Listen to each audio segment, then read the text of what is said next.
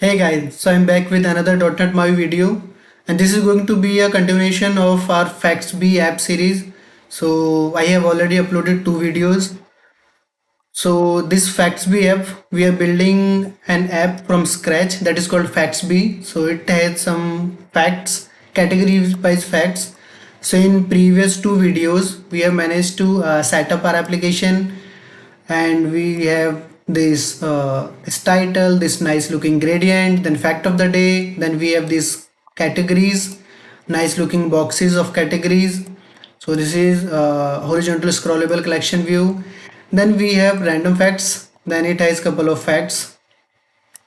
And the next thing we are going to do, we are going to create one category facts page. So on that page, that page is going to have facts of a specific category. So for example, if we click on this animal, it will going to open up a page with all the facts of this animal category only. Then finally, after that page, we are going to create detail page. So that is going to look like this with some native device features. So it will have this nice looking box with this copy to clipboard, this text to speech, previous and next fact, and then this sharing button. So yep, without wasting any time, let's continue. So first thing, we are going to create that category facts page. So we already have created that category facts page. So this Visual Studio, I have just opened this app from where we left it in our second video. So I'm going to post the first and second part videos link into the description and comments, the pinned comment. You can check out those videos from there. Okay, so on clicking on this, we are going to open this category facts page. So we are going to use MVVM for this. So first, let's go to main view model. In this, we were using for now we were simply having these fact of the day, categories and random facts collections. So if you remember, we already added community toolkit MAUI and community toolkit MVVM. So this is going to help us to achieve write less, do more. So for MVVM model view model, we need to add properties. So if we go here, so we need to explicitly implement I notify property change,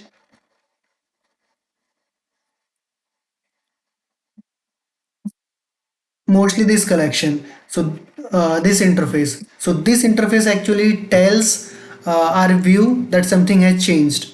So in order to use this, so for example, let's take an example of fact of the day. If fact of the day is being changed, how we are going to do this? First thing, let's simply implement it. So how we are going to do this? First thing, we will have to have a private variable. So the full property basically. So for example, fact model only. And when we are setting this at that time,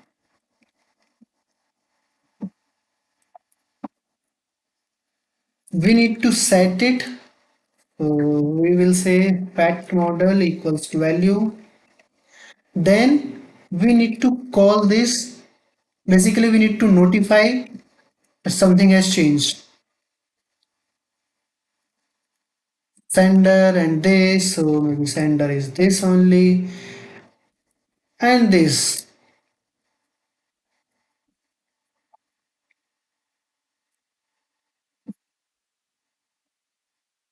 Name of fact of the day. And for this, we will simply return this fact model.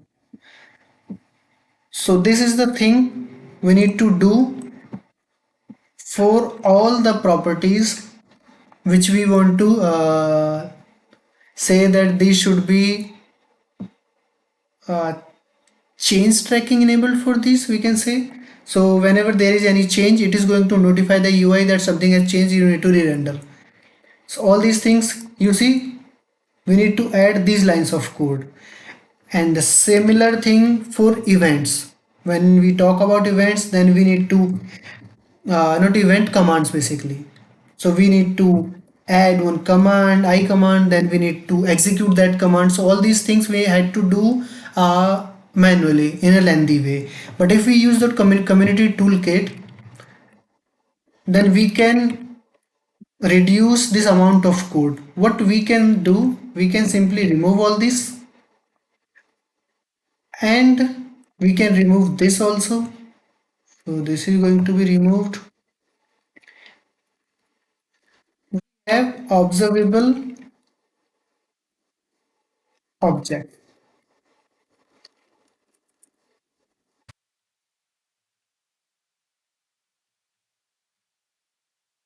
So this observable object, if we go here, it is coming from community toolkit MVVM component model. So it is actually implementing these two interfaces, I notify property changing and changed. So it has all that logic which we were writing manually, and the actual magic happens after it. Now this is simply a field of this class, this main view model. We need to convert it to an observable property. So how we can do this? We can simply add observable property attribute on this one. So how this works, it actually utilizes the source code generators concept of our .NET 6. So it is going to generate this property and all this code automatically.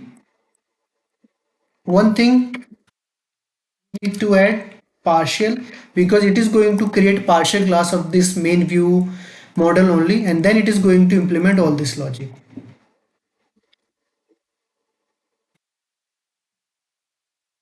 So fact model, we need to change its name, fact of the day. So you see, I have not defined this fact of the day property, right? I have this variable which has underscore and lowercase f, but it has uppercase fact of the day property. So if I go there, so you see this is generated. I have not generated this, so this is being generated from community toolkit using .NET's source code generator feature. So you see, this is the variable I have defined, and it simply does whatever I was doing. So for get, it creates the property of this name. For get, it is just returning the variable. For set, it is first checking if the fact of the day and value, the new value we are assigning it, are these equal or not. If these are not equal, then it is simply triggering the on this on property changing event. After that, it is setting that value, and after that it is triggering the on property changed event. So all that thing which we were doing manually, it has done all this automatically. So all this is coming. So that is why, so all these lines of code we had to do it, write it manually, but now we simply add this one line, this attribute, and everything is done automatically. So this is write less, do more. So we can achieve all this for these also if we want, but we, as we are not changing these, so we can skip these for now. Next thing, for commands also, we are going to get benefit of community toolkit. So for now, if we go here, so the command we need, that is for when we click on this, it should go to the next page, that is the category facts page. So we need a command which is going to trigger on click of, on tap of this box. So I'm going to define a command. Similarly, for command we can simply write simple method. So private async task, and let's say go to category page. And for this, we can get one property, maybe category name. So in order to navigate from one screen to another in .NET MAUI in shell approach, what we can do, we have shell, we have access to shell in complete application, shell.current dot, then we have this go to async. So how shell navigation works? This is shell navigation is basically URI based navigation. So we can add URLs to all the screens and we can navigate to those URLs using the shell.current.goToAsync. So for this category page, I have not defined any route. So what we are going to do, we are simply going to go to app shell. Then we can simply register a route. So in order to registering a route, we have routing dot register route. This is the name of the route. So for now, what we can say, name of category page, or what is was the name of that category facts page. Category facts page. So I have to use all these usings at all the places. So let me do one refactoring. Let me add one global usings.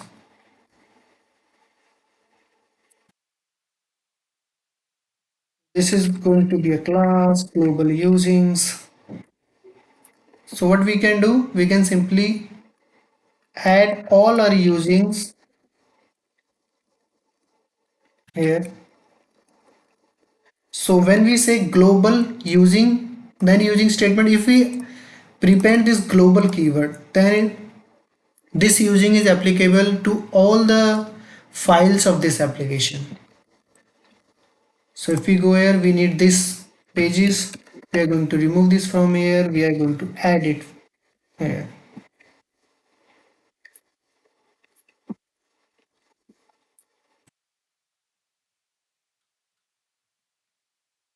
So register route, first thing, it needs the name of the route and the second parameter route factory or type. So we are going to define type, then on this route where should shell navigate to.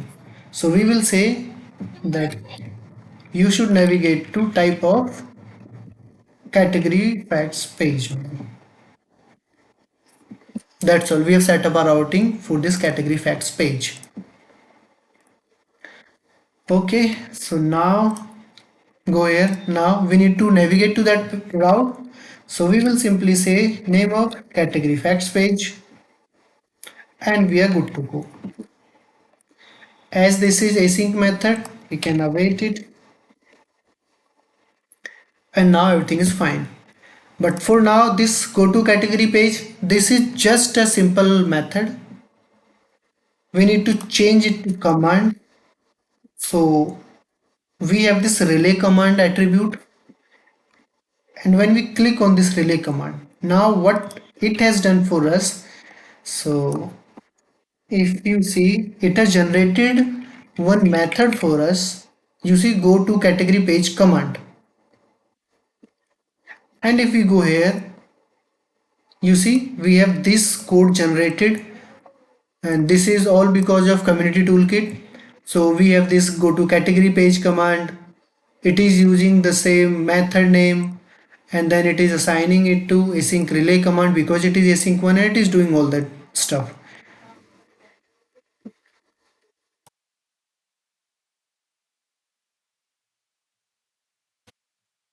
So we have defined all these. Now, if you say, see, we are setting this category name. So this is a parameter, command parameter. So we need to pass this category name to category facts page.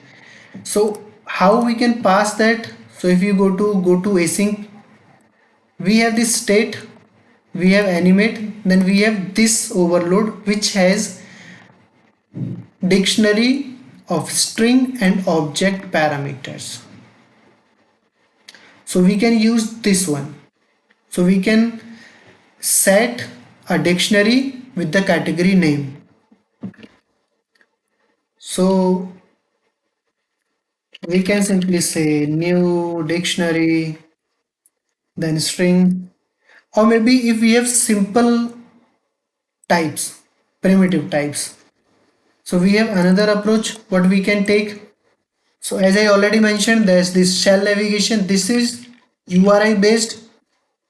So we can assign query string to it. So this was the route. We can add a query string. Then we can simply pass this value. Category name equals this category name. One approach. And second approach, if we are not using these, we can pass complex objects and a list of objects, list of parameters using this dictionary method. So new dictionary string object, sorry, and we can simply have category name,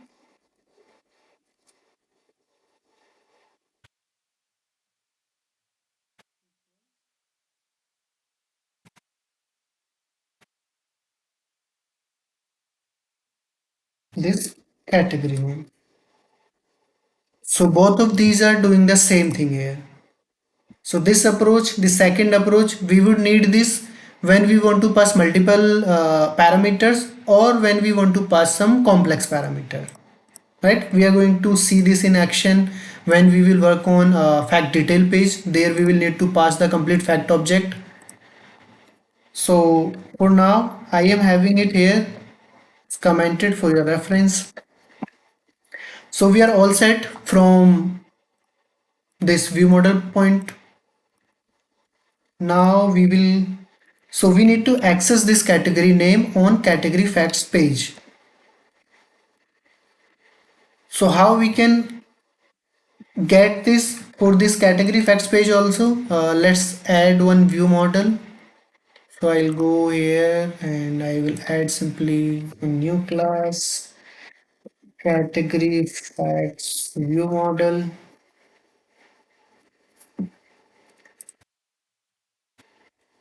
Public, I'm going to remove all this as I'm already having these in global usings,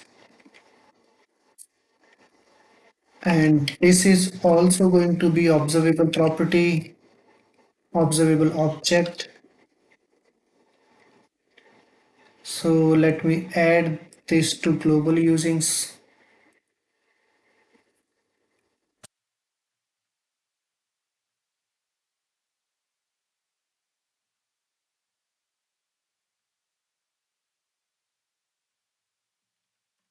Global. Okay, so we need to add partial. Fine. Now we need to access that category name here. So how we can do this? We can add query property attribute here, and now it requires two parameters, name and query id. So name is the property or field from this class to which we want to attach that query parameter.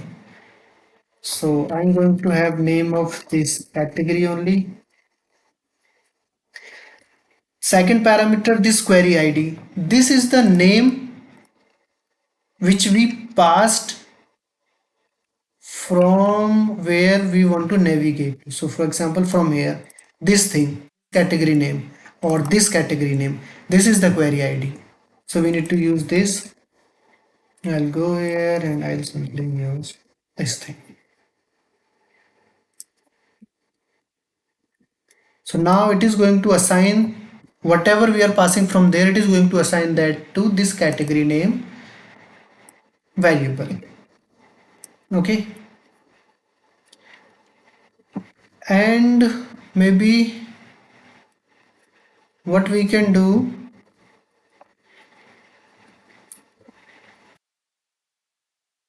we can have this as category name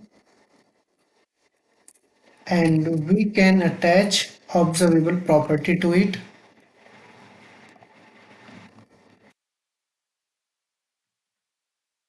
We can remove this hardcoded string from here and we can add this thing. So now if you look this category name, I have not defined it. So this is actually coming from this observable property source generator. So it actually generated this property for us.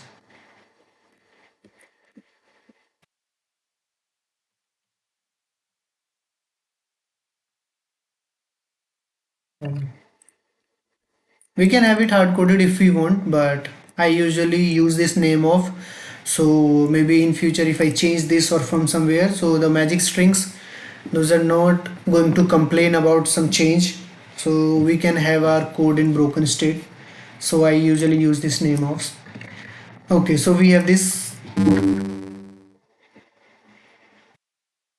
Now I am adding constructor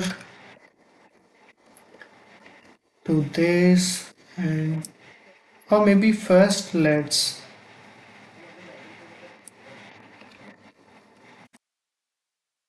check if we are getting all these things here. So we have this on main view model. Now we need to access this go to category page command from our XAML page. So how we can do this? We can come here and we are going to use. So I'm going to remove this gesture recognizer. You remember I added this in our earlier video to demonstrate that okay, on clicking on this something is happening. For this I have used this one.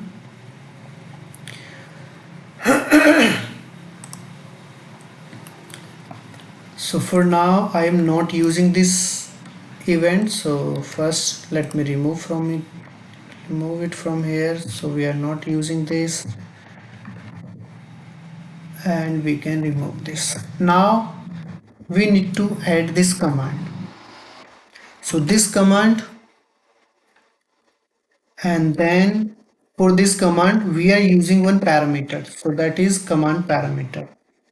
So for command parameter we are passing the category name, so we can access this using binding. Then we have this category model, so we can get the name here. So we have assigned uh, this name as command parameter. Now we need to access this command, go to category page command, and from this, so the linking between these two, if you remember in our code behind for main page.xaml.cs, we are using this view model. So we have this binding context of this view model, and this view model is the one which we are using here.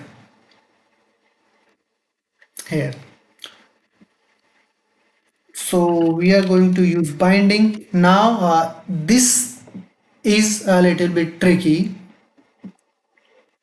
So in order to access the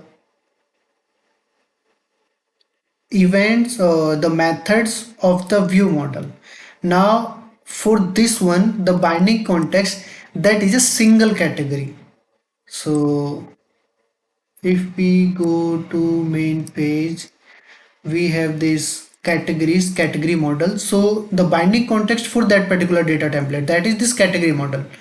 But this go to category page, this is a part of its parent main view model. So we need to get main view model from this category model, right? So how we can do this? For this we are going to use the relative source. So source, this is going to be a relative source, and relative source by type basically. So when we say ancestor type, so ancestor means it is going to traverse upward.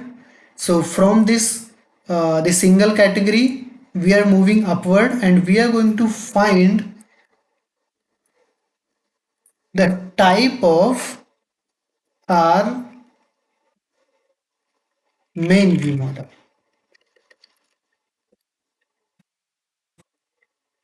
Main view model.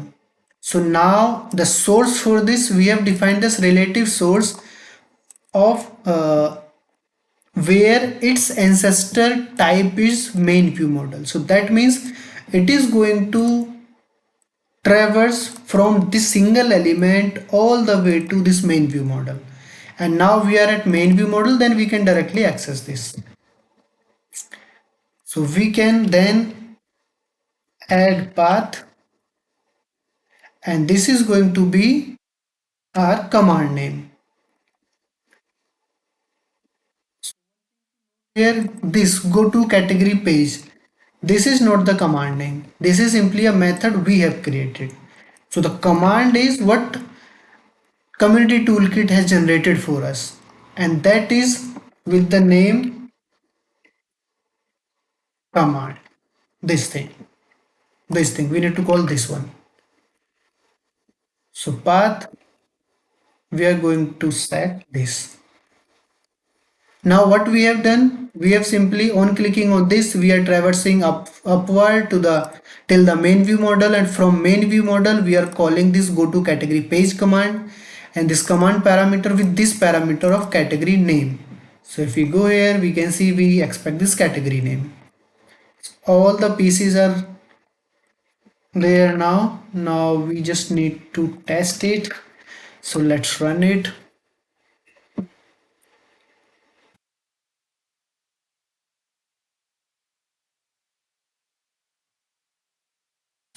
It's here.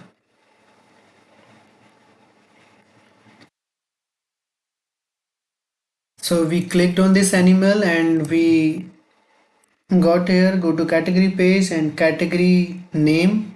We can have this animal category. Now we are going to continue from here, and we got here on category facts page. Category facts page we got here, right? Okay. We can try it for some other.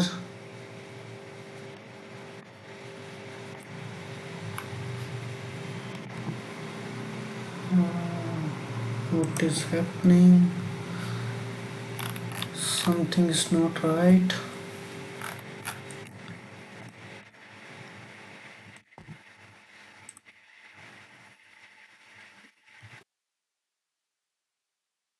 Let me try to rerun it.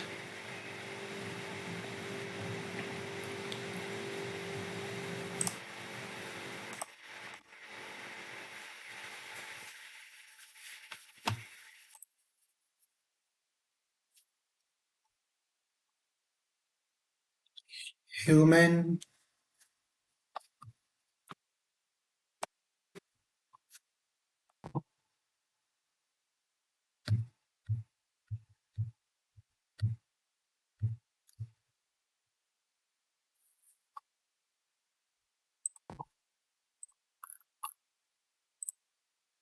Something is breaking. Let me try to figure it out. I'll be back.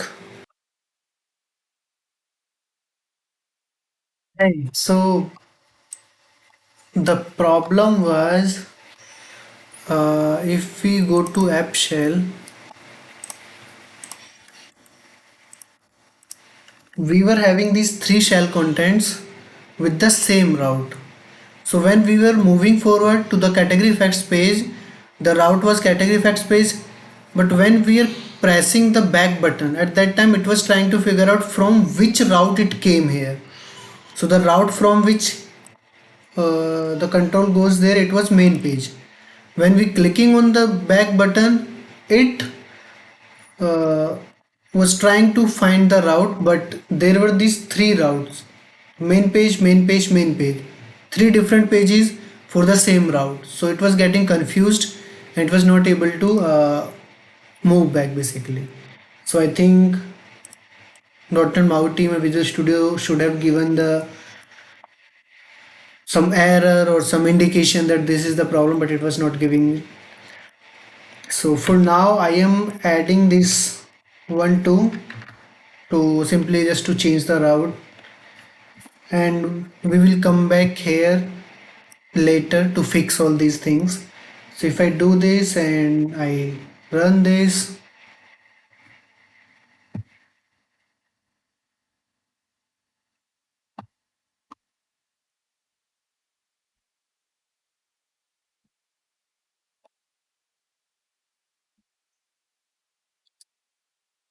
so now we can move forward and we can come back.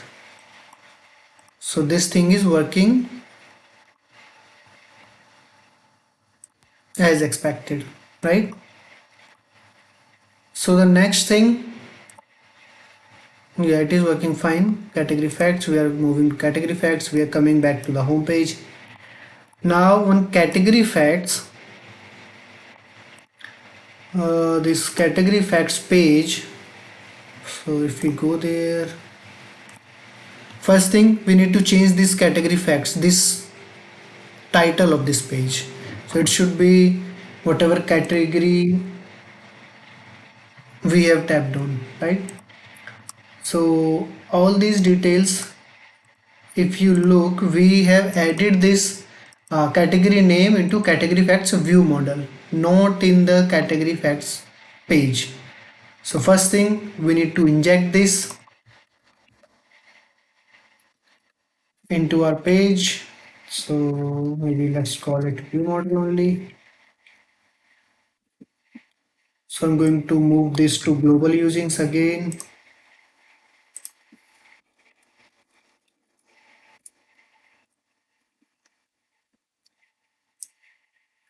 View model.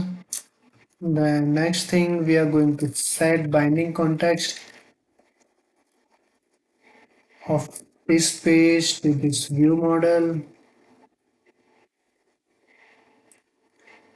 Now we have access. So this view model .NET MAUI and this community toolkit, it is smart enough to get this query at the view model level,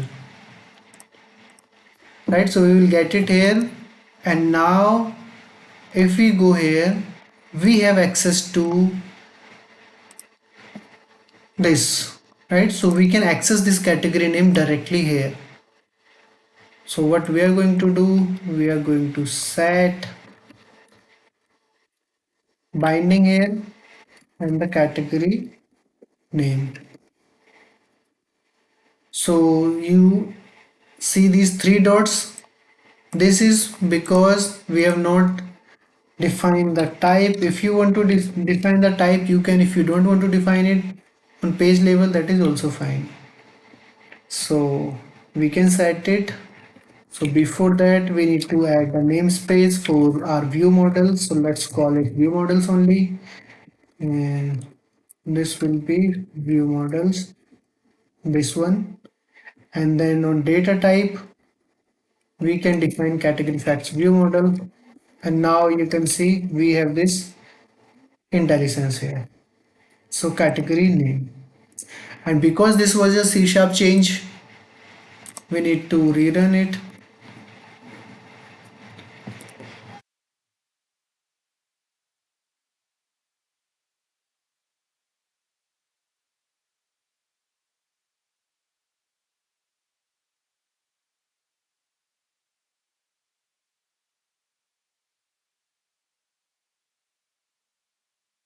Let me remove this breakpoint, we don't need it now.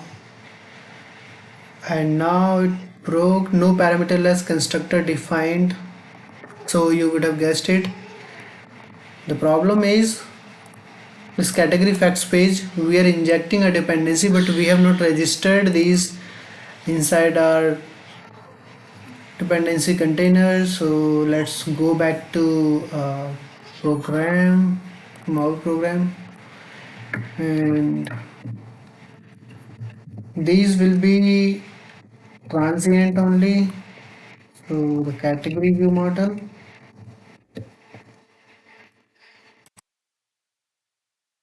and the category Factsbee.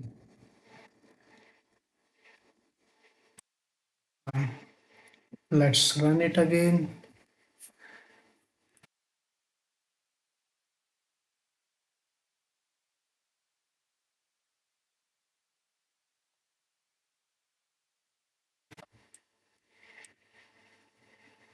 Human, you see, dollar human. We'll see what is this dollar. Back, words, animal. Yep, we have all these. So let's check what is this dollar. Binding, category name.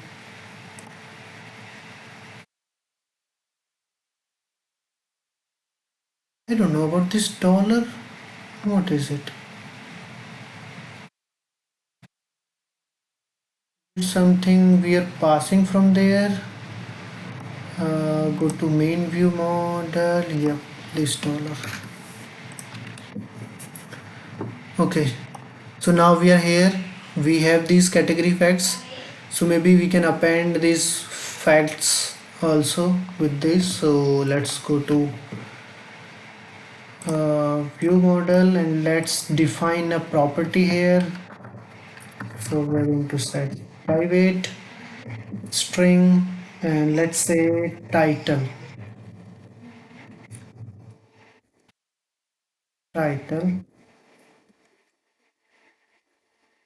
uh, will be a property and we will use category name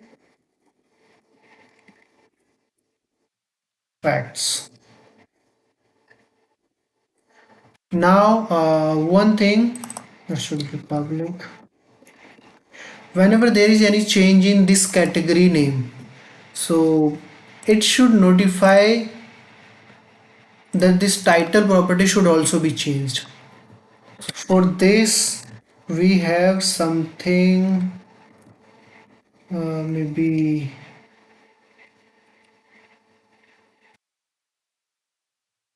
notify.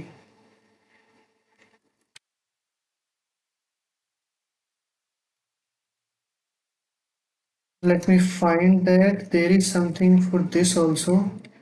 We can actually define that when we are changing this, whenever there is any change in this particular property, uh, trigger that notify changing and notify changed for other property also. So initial earlier it was something also notify for or something like that. Let me find it out. Let's check it.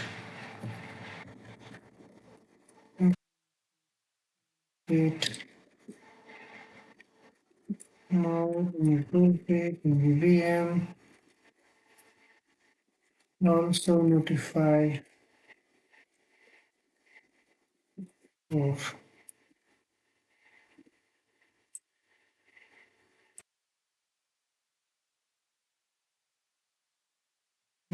also notify change for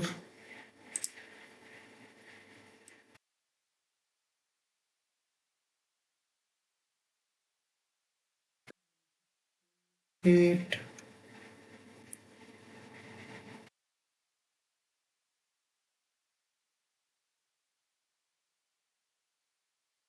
Let's check for this also notify change for. Is this the one? Maybe let me first stop it. Also notify change for. Nope, this is not the one. We need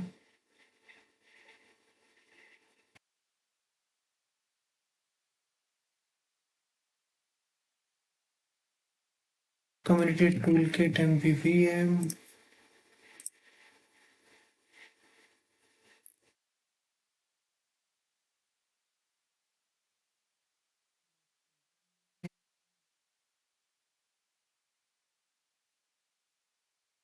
Let me find it out. So yeah, it's notify property changed for this one. And we can define the new property here. So name of title.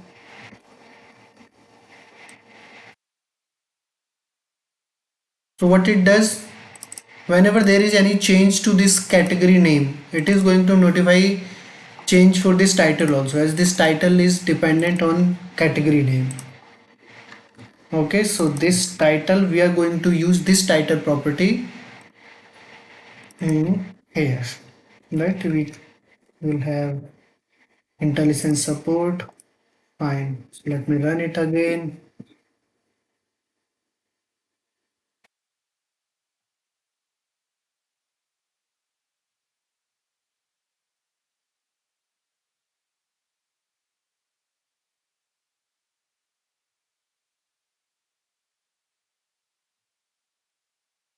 Yep, animal facts, human facts, words facts, miscellaneous facts, science facts. So all these things we have here. Okay, so now next thing we are going to fill this page. So let's go back here. So we are going to have one observable collection. So we can have private observable collection, and this will be type of fact model. So let me add this thing also inside global usings.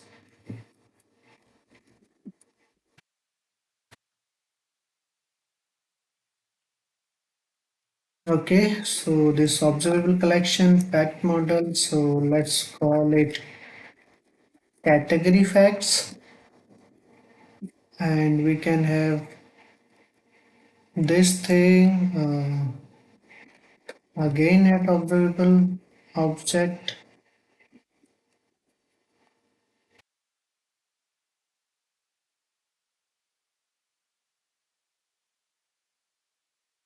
Let me stop it.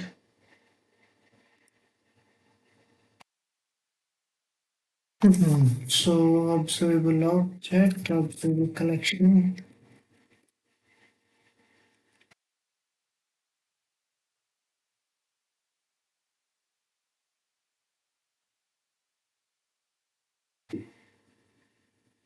Sorry, not observable object, observable property.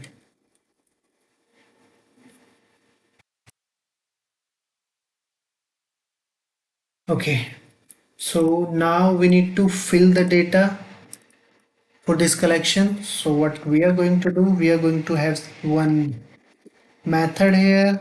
Let's say public void and load facts. And now we can get the data from our facts data. So we have this here, right? Get fact of the day, get random facts. So maybe we can have one more. So in real projects, you can have some surveys, some repositories set up, so you can get data from database or some network using HTTP calls. But for this simple app, I have simply added this facts data static class, and I have this collection in memory only, and I'm fetching the data from this collection only, right? Using these static methods. So enumerable fact model, and we can say get category facts, and we can get category name here.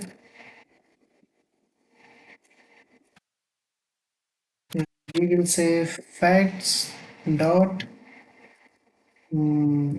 where f goes to f dot category name equals this category name right? And then maybe the default order by or order by ID, then to list. We have this category facts here, and we can get these facts here, category facts, and we are going to get facts data dot get category facts, and we have category name here, so we can use that category name, and yeah, we are here. Now next thing, we are going to assign category facts equals, so this category facts, this is a property which is auto generated by this observable property. So we are going to say new observable collection fact model and these category facts. Cool. We have these facts. Now we need to call this method. So in order to call this method and to fill the data for this, we are going to use lifecycle method. So in this category fact page, so when this screen comes, so we have on appearing method. Here we are going to fill that. So we can use this private read only view model, and we can call the view model dot, what was the name, load facts. So whenever this screen, this page, this category facts page appears on the screen, this event is going to be called, then it is eventually going to call this load facts, and this load facts is going to get the data for this category, and it is going to assign those facts to this category facts collection. And this category facts collection, we are going to use this collection on our category facts XAML page.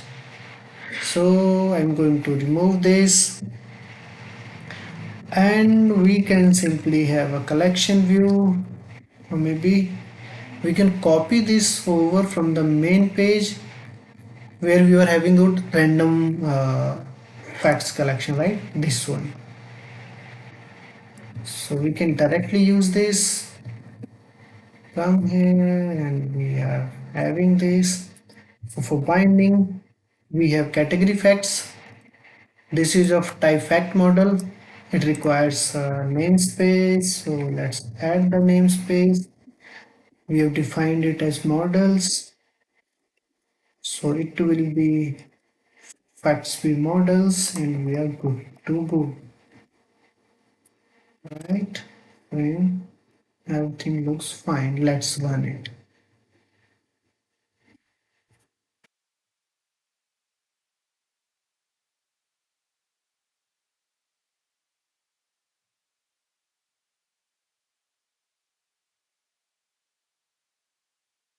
Okay, human facts, and we didn't get anything. Let's check what happened on appearing, and then load facts. Okay, go back, come again, and we came here on appearing, load facts. We have category facts count 0 because category name is animal. And why didn't we get data? Because this facts. Okay, load facts. We had this human. And if we go here, ID, category name, underscore fact, and category image ID, and this should be title, right? This is the title, this is a URL, and this is actual fact. So we have this model wrong. We don't need title, and ID, title, and URL, we don't need these for now. So we need first ID, second is title, the third is URL, fourth is fact, and the last one is category name. Okay, so category image. Do we need category image? No, we don't. We can remove this as well. Oh, so let's rerun it.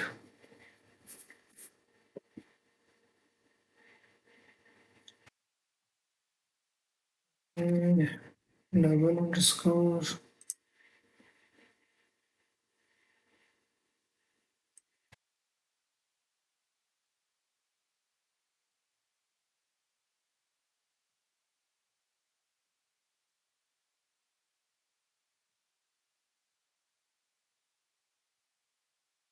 Let's click on human only.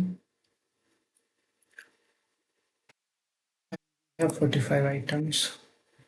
So we have 45 items. All these are human facts. Animal,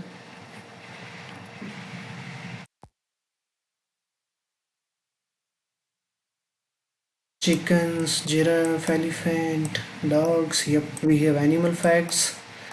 Let's check some other also, maybe word and languages.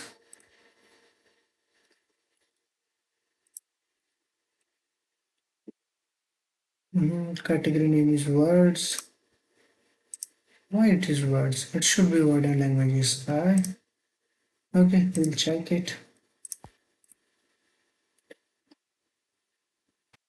So we didn't get data because the category name is facts data. For these is word and languages and word and language. So let's check why is it showing like this. If we come here, binding name, this name actually it's same as this name, and if we have complete name here we should have this name here also.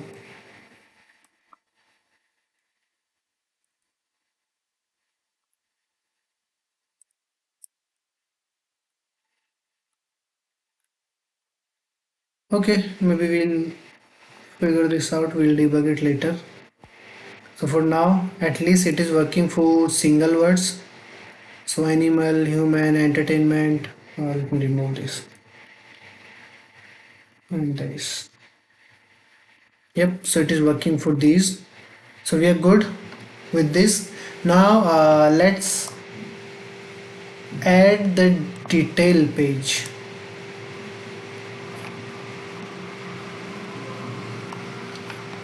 Okay, so for detail page I think I already added this fact detail page. We have added this in our first video and we don't have anything here. Oh, I got it. What is the problem? So you remember this category name? So we are passing this like this, right? Question mark then as query parameter. So what it is going to be? Word space ampersand then languages. So this is breaking. We have two ways. Either we can encode this or we can go with this second approach. So let's go with the second approach. Okay, let's try it.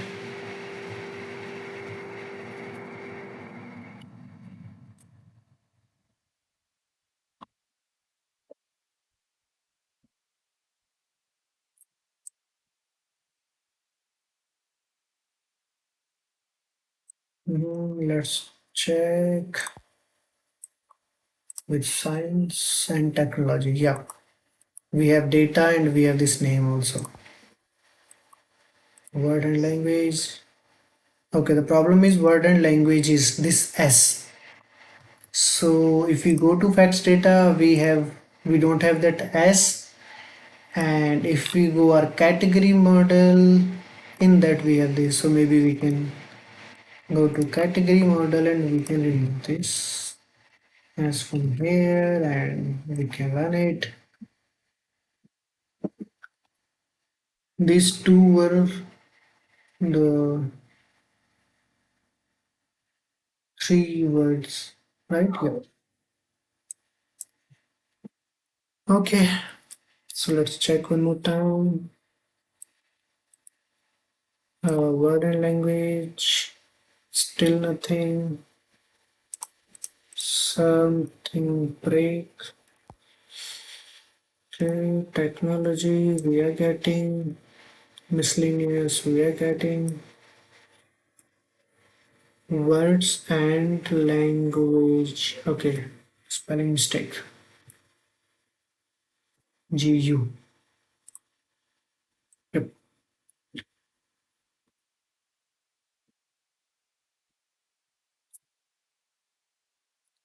So next thing we are going to build this one, this screen.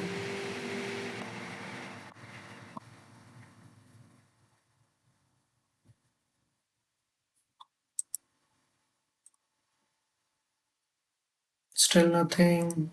Words and language and in word. Okay, we have word, not words. Rerun.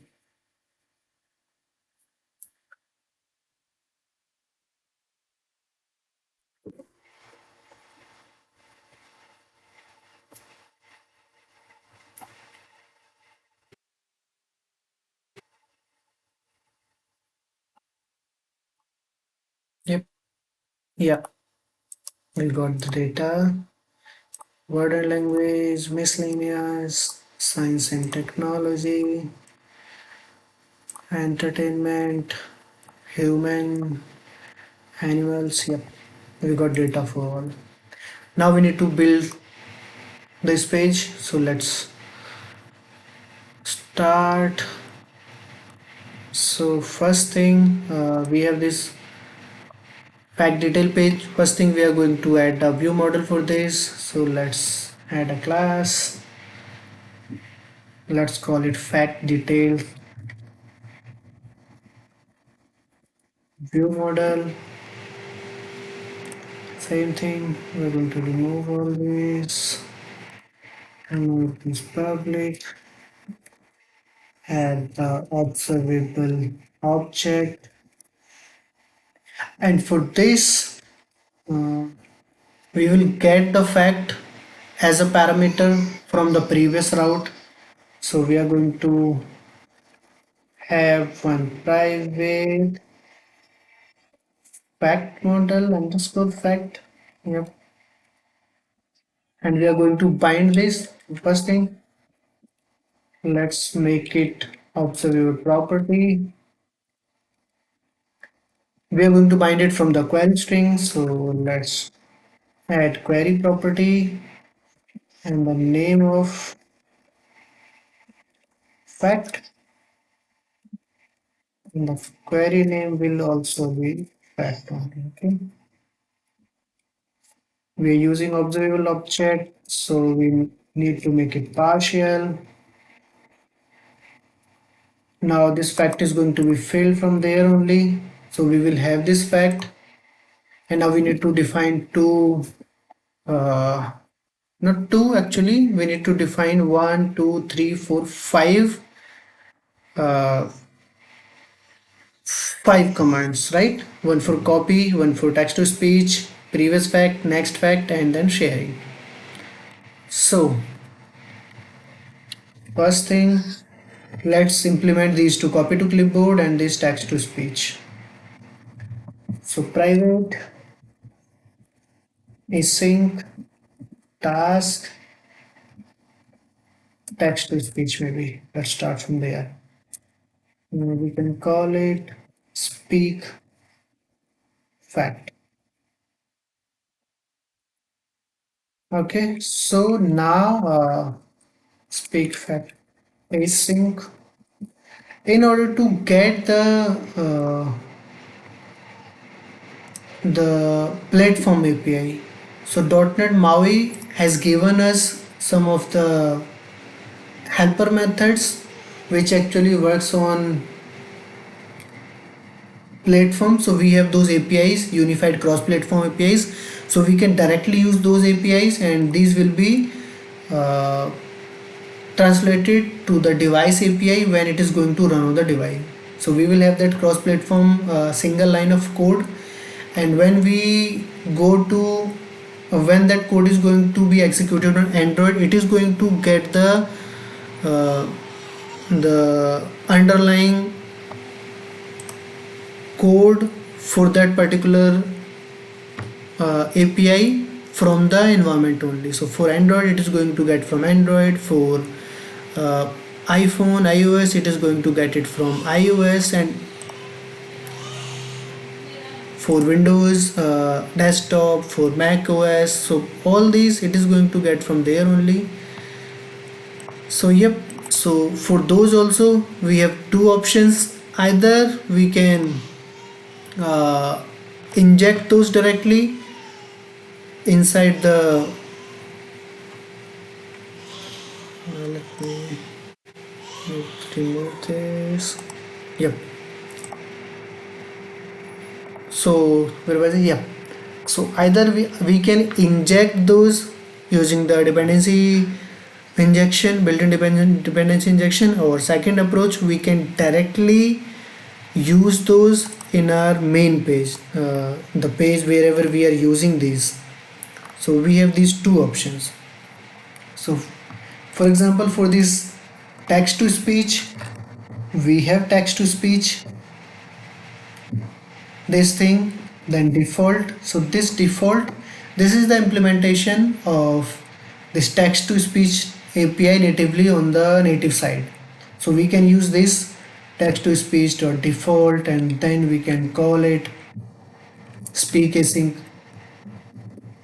The problem is the with this approach, not problem, but if we want to test it, so for unit testing, we are not going to have these implementations, right? This default, when we test it, so it is not actually being executed on the environment side, right? It is not going to execute on the Android or iOS or Windows or Mac OS. It is going to execute in a test run environment. So there will be no implementation of this text to speech dot default. So the benefit of injecting this text to speech in here, so we can say builder dot services dot maybe singleton only I text to speech interface, and we can simply add the implementation here. So text to speech dot default. Now we can inject this inside the constructor of this. So we can have this, then we can declare this text to speech. Now we can easily mock this whenever we are writing the unit test for our fact detail view model. We can easily mock this, and we can provide alternate implementation for this interface. So yep, we should use like this.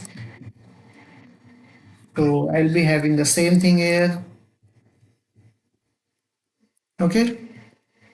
Now when we are saying speak fact, so we are actually asking it to speak out whatever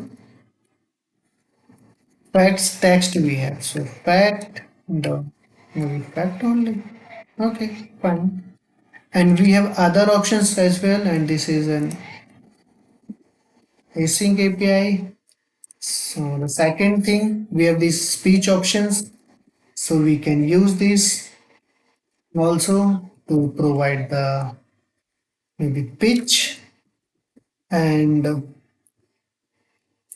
the yeah, mostly we are going to use pitch only. The default is one. We are going to use one only,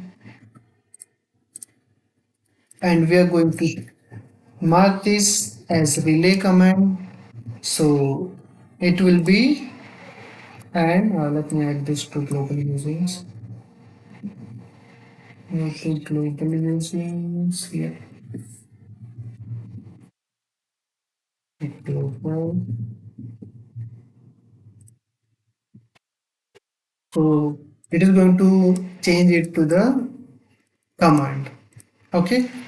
Now I think we are good with these two basic things. Now let's run it and go to the design side. But before that, let me add this fact detail view model to the fact view model. Let me use this set binding context for this page. Binding context equals to this view model, and let me register these. So first view model, then the page, fact details page. So now we are good. Let's run it. Now we will work on uh, the designing part.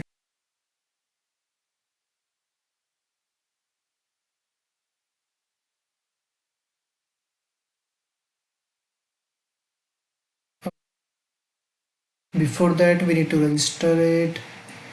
Uh, the routing. Go to app shell. Define one more route. So it will be fact details page. Let's have a fact details page only. And from we'll get it from both the locations.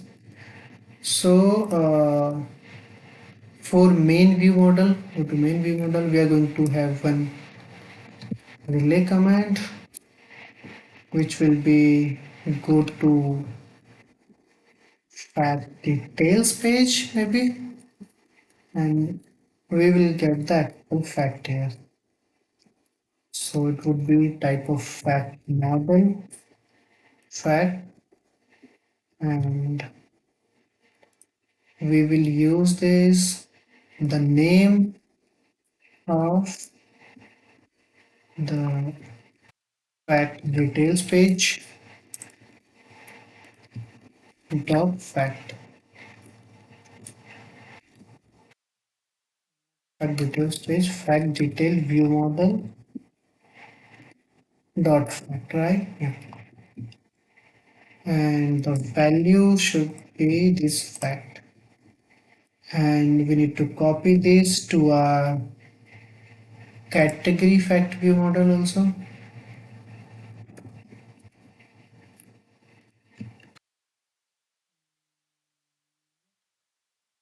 Now we need to call this command from here. So we are going to use the same approach we have used here. Let's go to random facts. We have frame here. We are going to attach a gesture recognizer. It will be frame. Ancestor type this main view model. Then for this command parameter, this is not this one. So for this thing, we have go to fact details page command. So this command, this is going to be appended by the community toolkit MAUI MVVM that is going to add this command. And for this one, if we look at random facts, the single item that is of fact model only, and we want to pass the complete model. So what we can say, we can remove it like this only, or we can simply add a dot. So dot means whatever we have, we are going to pass that as a parameter. So this thing we need. Same thing, we can copy it from here. We can go to category, and we can simply use the same thing here. The only difference would be it will not be main view model, it will be category facts view model, right? And everything looks same. So let's run it.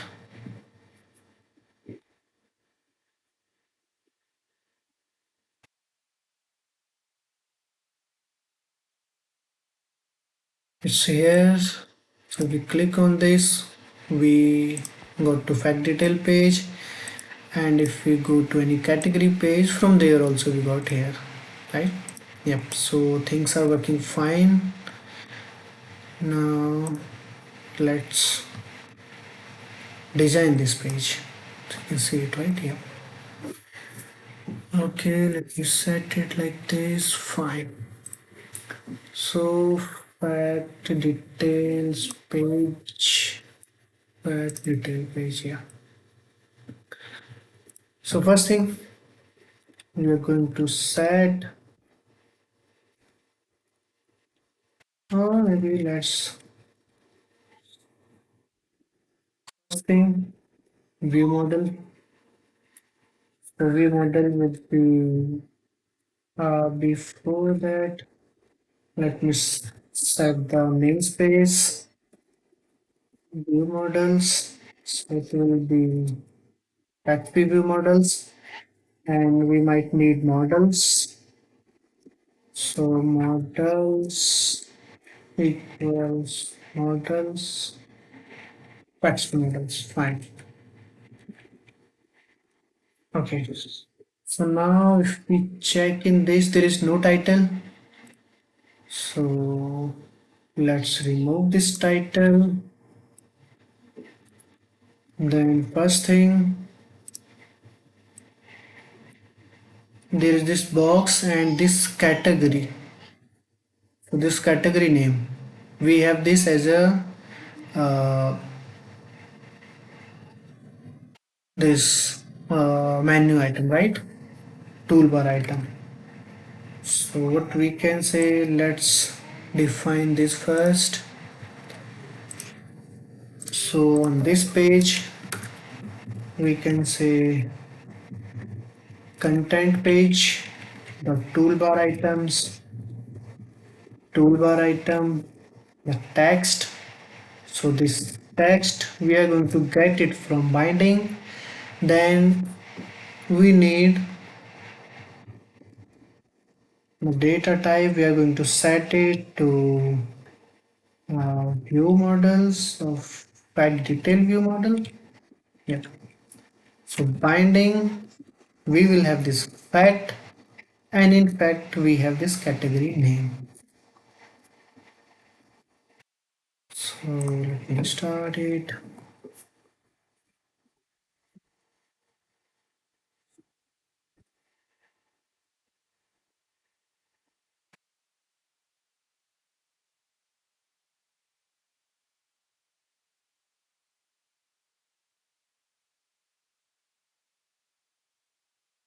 Okay, we came here and now we can see animal.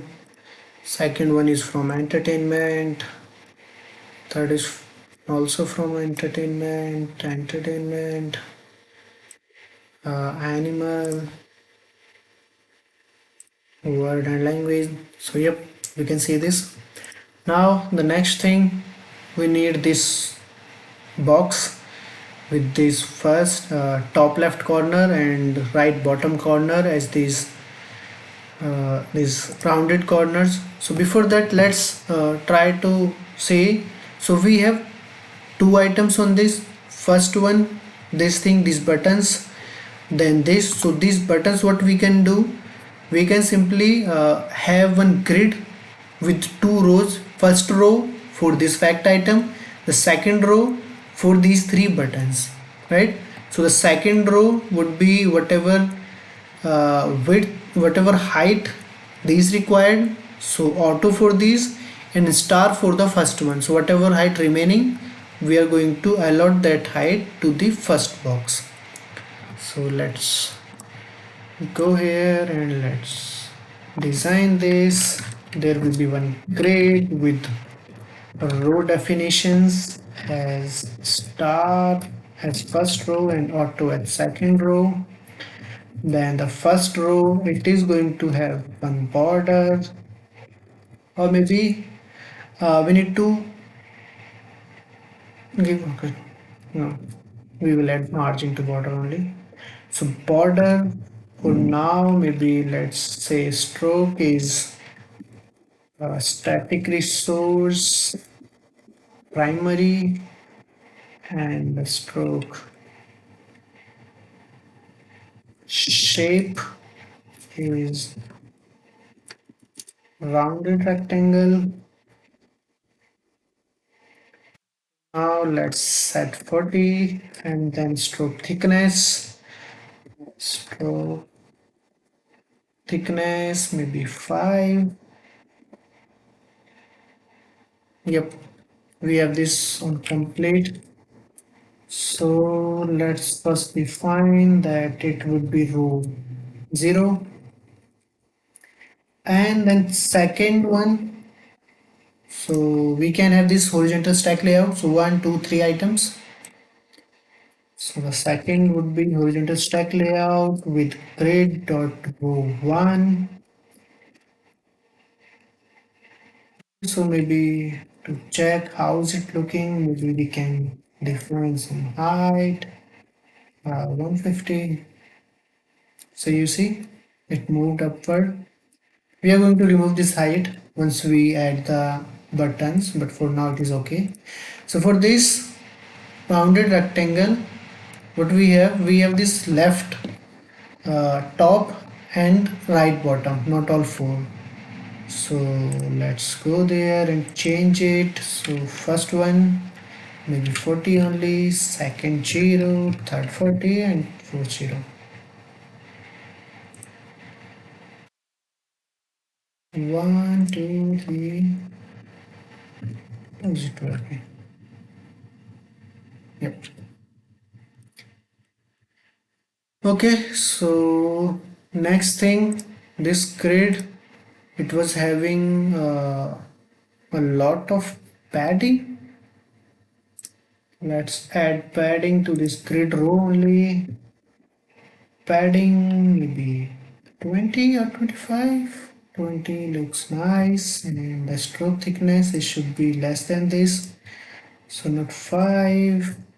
Let's see 2, how 2 looks like. No. 3. Yeah.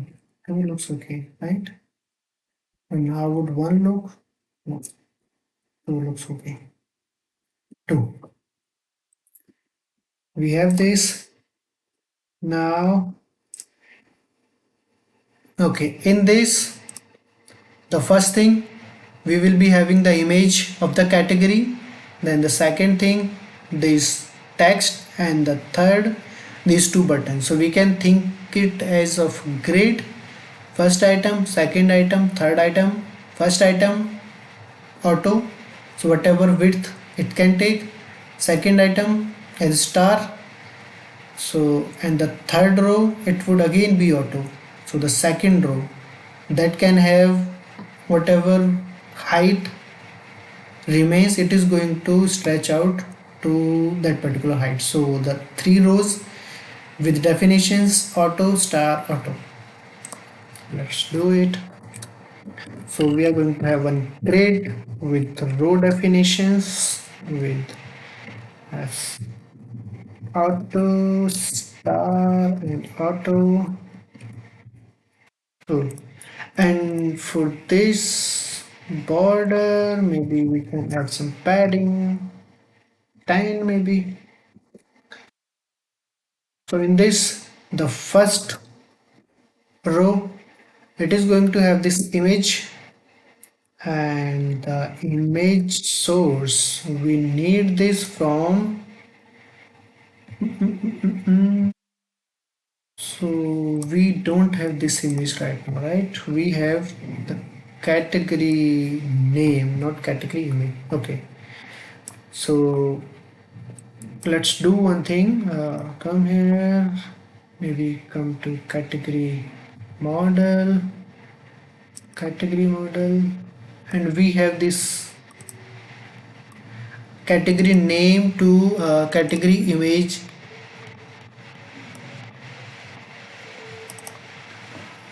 mapping, right? We can think of it like this. Okay, so we can add one utility method here, public static string, and we can say get, or maybe let's add a public static I read only dictionary string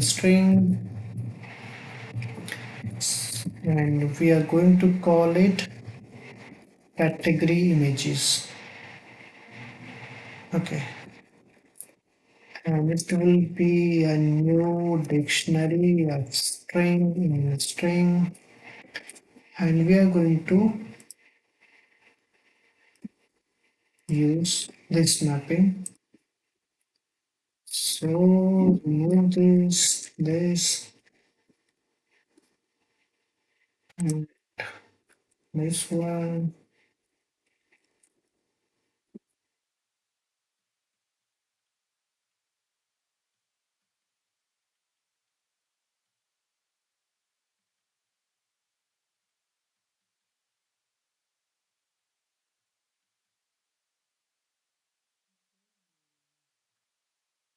Remove this thing, and maybe just this from selection thing with black.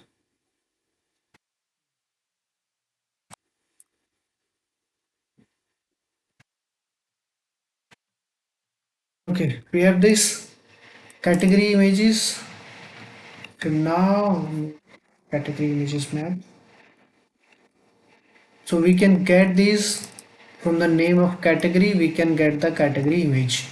So let's go to fact details view model. Where is it? Fact details view model. And in here, or maybe go to fact model only, right? We can have a computed property here. Public string, it will be called as category image, and we can get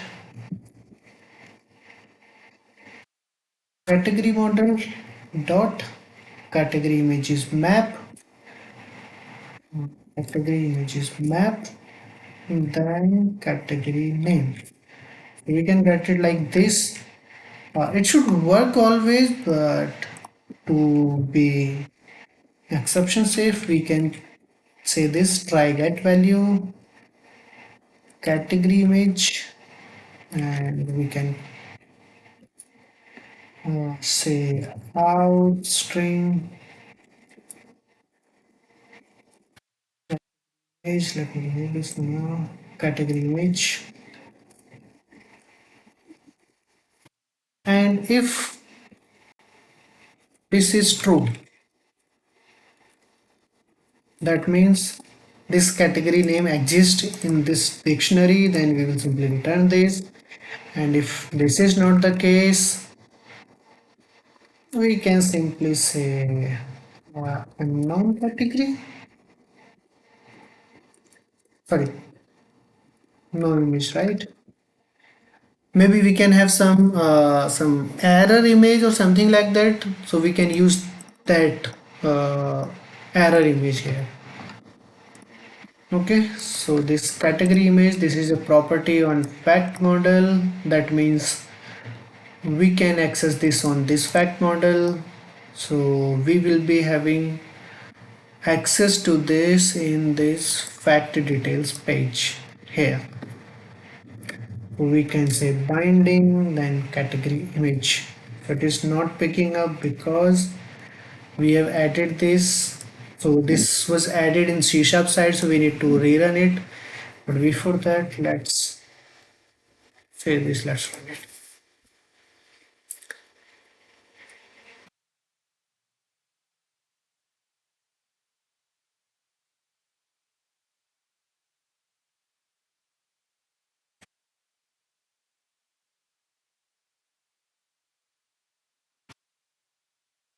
So we have this error, category image not found on fact detail view model, because that is not on fact detail view model, it is on fact dot category image, right? It is a property of fact model. Let's rerun it.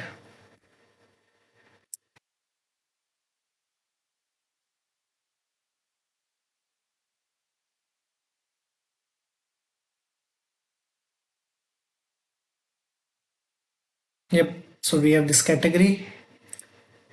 So now if we see this image, this is attached to the top border, right? So we are going to move it upward. So this image, we are going to set margin. So basically top. So -10, and okay, so because this is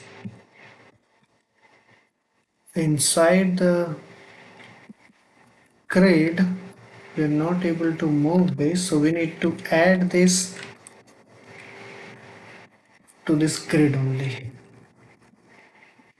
So margin -10, yep, -10 is right, yep, because we had padding of 10 on this border. Okay, either we can do this, or the second approach could be we can set padding top 0,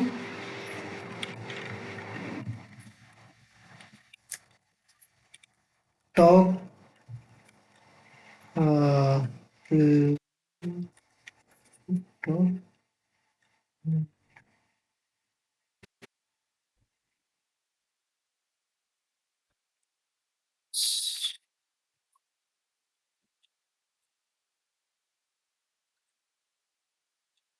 sorry,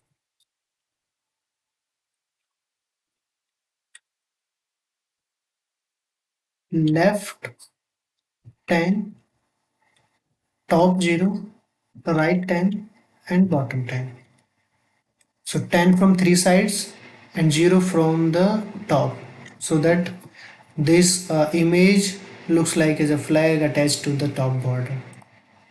Okay, now the second row for this grid row definition. So before source, let's set it grid dot row 0. The second item would be label with grid dot row 1 with text and finding fact dot fact, and the third item again is going to be a horizontal stack layout with grid dot row 2 with first item as this button, copy to clipboard, and second item is this speak button. So for now, let's add these buttons, and for this text, maybe copy, and the second button, let's call it text, and that's to be speak. And for the command, let's use that command. So that command, we have that command in the view model,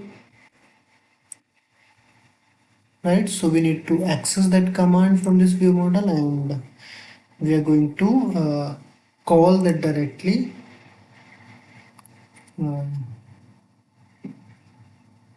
from the from here only, right? So we have that in fact detail view model, and for this bind we have that view model directly, right? We are there only, fact, so we can directly call that. Speak fact command, yeah. And I think this command, this does not need any parameter, yes, because it is going to get it from the main view model only. Fact, yeah, fine. Fact command, and this is fine. Let's copy, speak. We have these two buttons. If we click on this. Sound travels 15 times faster through steel than through the air. I don't know if you can hear it. I can hear it. So when we click on Sound travels this, 15 times faster through steel than through the air. that is speaking this thing. So let's design it a bit. So for this label, uh, for this label, we are going to say vertical options at center, horizontal options again is center, the font size will be 20, then font attributes bold, or maybe color, background color, light gray, sorry, not background color, text color.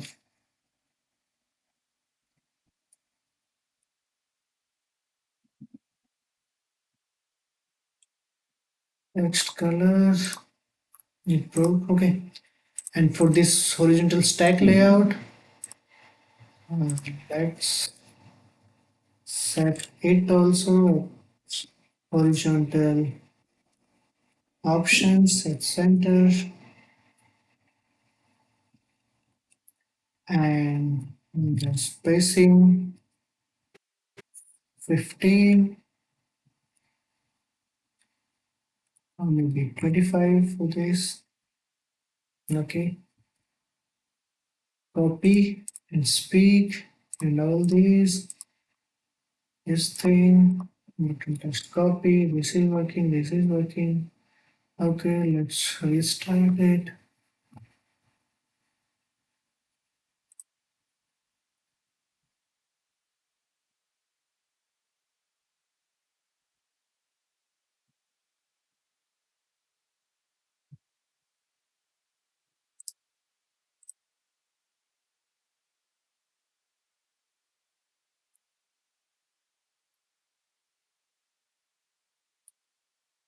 Okay, so we can came here and this is thing.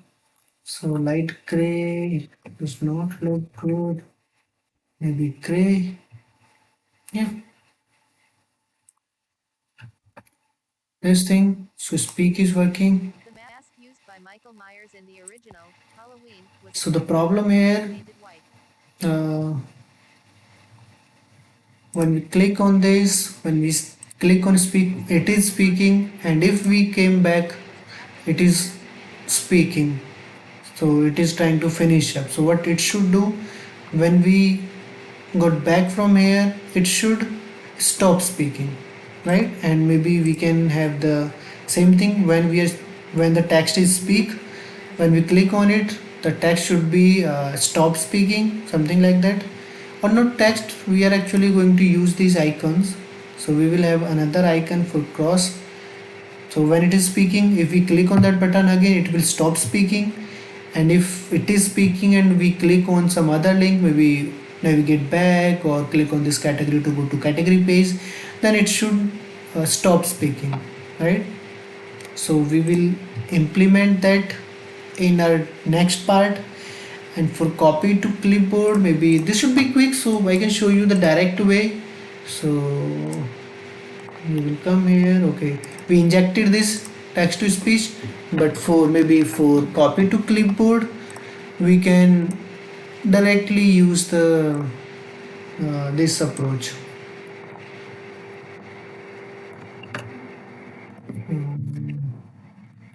We can have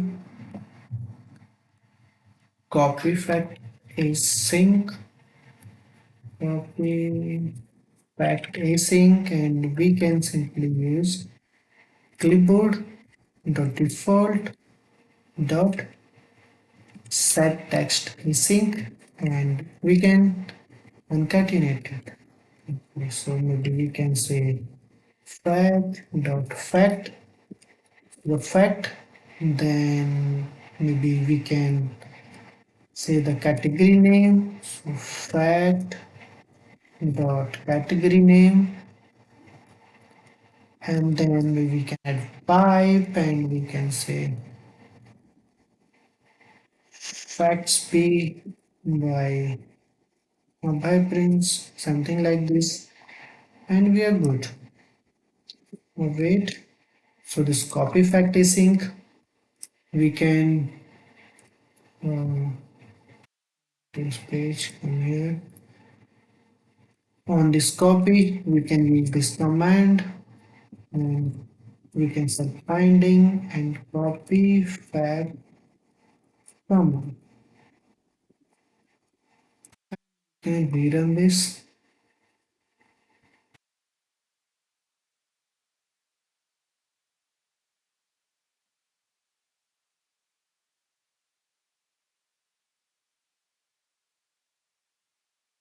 Uh,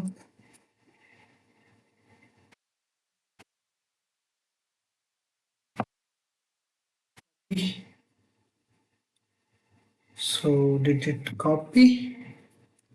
Let's check. Let me open the notepad. And yep, it copied this text. Fact, category, and then the static string we have added. So let's try with some other. Maybe let's go to word and language fact. From here, open this one and this copy. And yeah, we got this. So maybe when it got copied, we can display some toast notification or some visual indicator that the fact got copied. So I think this should be, this video got very long, 136. Okay, so we are going to have one more part, that would be the final part of this Factsbee series. So in that part, what we are going to do, so we are going to change these to this thing, these icons. Then we are going to implement the speak stop skip speak functionality basically. So when it will be speaking, if we click on it again, it will stop speaking, and if it is in middle of speaking and if we click on this back button, it would stop speaking. So we will actually clearing out the this operation. Then on clicking of this category here, so it will navigate to the category page, that particular category page. Second thing. Third thing, for this copy, so when we click on this copy, we will add one toast notification to set that fact copied successfully or something like that, fact copied to the clipboard.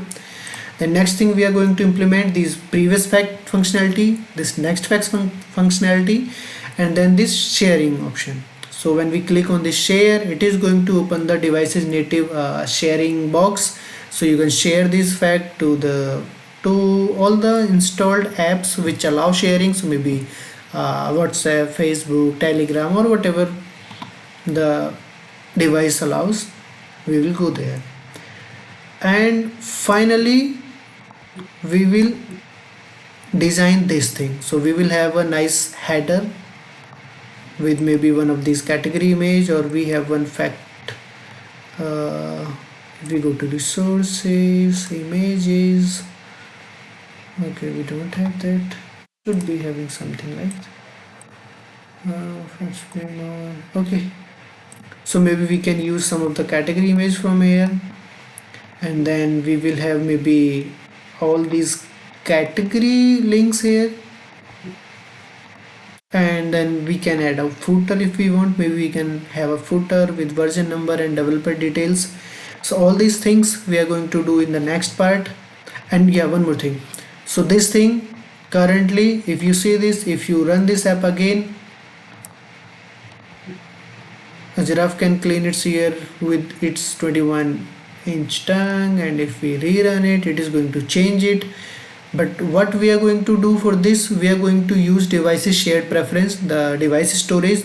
So we are going to store this fact of the day for that particular day into that device storage. So if there is any request throughout the day, it will get that fact of the day from the device storage only, and for the next day it will again going to get a random facts from our facts data class, then it is going to add that to the shared preference, the device storage, and then it is going to show that fact of the day throughout the day. That is also we are going to implement in next part.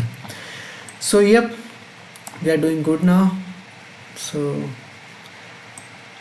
yep, I'll be back with another video. So please like, share and comment on this video and subscribe my channel for all this cool stuff. So I'm planning to create one, maybe I'll add one web development video on React, Vue and Blazor maybe. So all four I'm going to use some simple, maybe simple to do app or something like that, and we'll compare all these four frameworks: Angular, React, Vue.js and Blazor. Yep, let's see what comes first. Maybe its final part, or maybe that video. So stay tuned, subscribe my channel, and yep, I'll be back. Thank you, bye.